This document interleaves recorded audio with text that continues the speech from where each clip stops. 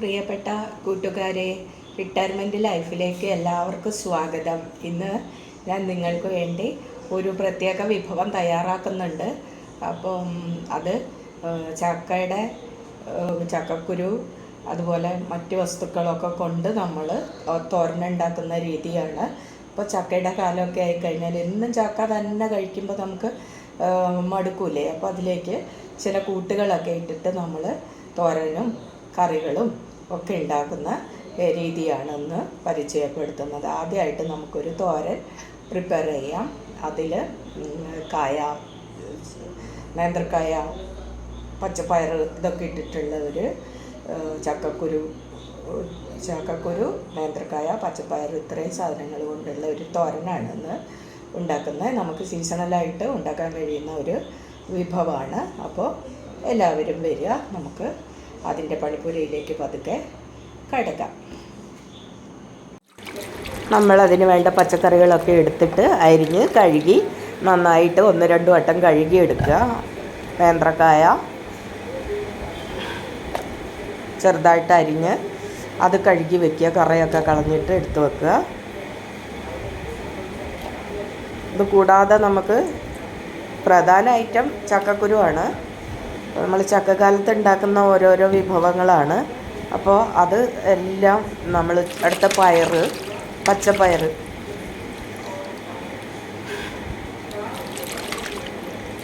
ഇത് രണ്ടും കൂടിയുള്ള അത്ര ചക്കക്കുരു എടുക്കുക.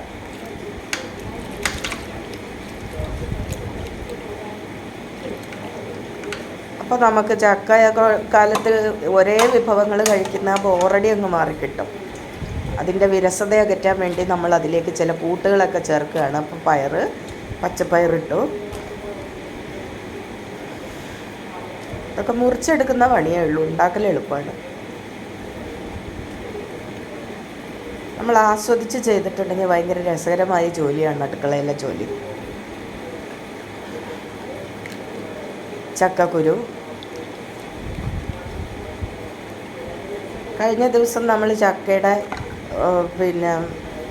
വേറെ ഒരെണ്ണം ഇട്ടിട്ടുണ്ടായിരുന്നു. ഒരു ചക്ക എന്ന് പറഞ്ഞിട്ടുണ്ടെങ്കിൽ നമുക്ക് ഏതൊക്കെ തരത്തിലതിനെ ഫുഡാക്കി മാറ്റാം എന്നുള്ളത് പഴയ ആളുകൾക്ക് നല്ല നിശ്ചയമായിരുന്നു. അവരത് പലതരത്തിൽ ഉപയോഗിക്കും. എത്ര രീതിയിൽ ചക്ക കൊണ്ട് നമുക്ക് വിഭവങ്ങൾ തയ്യാറാക്കാം. ഓരോ സീസണിൽ നമുക്ക് മടുക്കാതെ അത് കഴിക്കാൻ പറ്റുന്ന വിധത്തിൽ അവർ തയ്യാറാക്കിയിരുന്നു.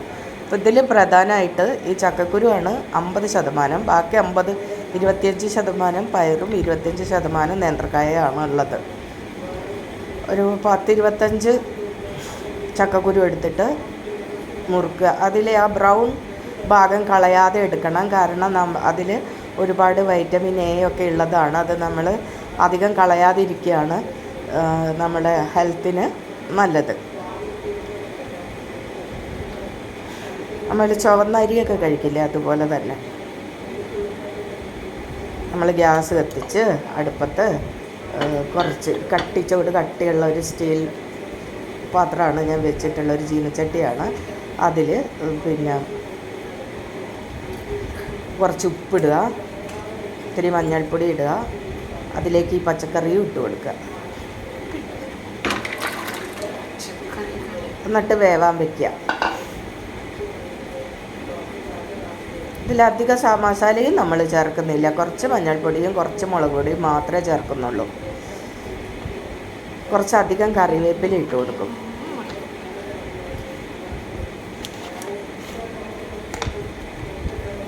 വളരെ മയമായിട്ടുണ്ടാക്കുക. നല്ല രസമുള്ള കറിയാണ്. ഇതിൽ നമ്മൾ കടുകും വറുക്കുന്നില്ല. എല്ലാം കൂടി വെന്ത് വറ്റി വരുമ്പം നമ്മൾ ഒരു മുറി തേങ്ങ ചിരകിയിട്ടിട്ട് കൊടുക്കുക. ഒരു 3 അല്ലി വെളുത്തുള്ളി ചതച്ചതും ഇട്ട് കൊടുക്കുക. കുറേ കറിവേപ്പില ഇടുക. കുറച്ച് പച്ച വെളിച്ചെണ്ണയും കൂടി ഒഴിച്ചിട്ട് തീ ഓഫാക്കിയിട്ട് പച്ച വെളിച്ചെണ്ണ ഒഴിക്കുക. അപ്പോൾ അതിൻ്റെ ഒരു നല്ല ടേസ്റ്റായിരിക്കും. നല്ല പച്ച വെളിച്ചെണ്ണ ഒഴിച്ച് കൊടുക്കുക. നല്ല ഫ്രഷായത്, കാറിയത് ഒഴിക്കരുത്. അപ്പോൾ ഭയങ്കര ടേസ്റ്റുള്ളൊരു കറിയായിരിക്കും. എളുപ്പം തയ്യാറാക്കുകയും ചെയ്യാം. ഇതാണ് നമ്മുടെ ചക്കക്കുരു കൊണ്ടുള്ള കൂട്ടാൻ.